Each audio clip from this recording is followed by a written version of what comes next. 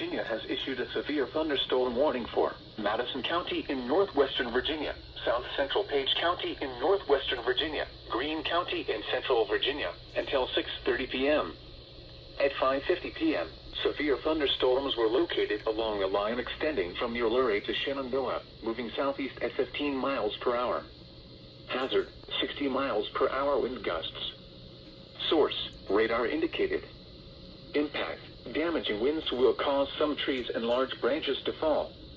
This could injure those outdoors, as well as damage homes and vehicles. Roadways may become blocked by downed trees. Localized power outages are possible. Unsecured light objects may become projectiles. Locations impacted include Madison, Stanardsville, Big Meadows, Ruckersville, Brightwood, Quinqui, Ida, Lydia, Haywood, Hannahtown, Syria, Newtown, Banco, Amicus, Leon, Shady Grove, Hood, McMullen, Criglarsville, and Edlin. For your protection, move to an interior room on the lowest floor of a building.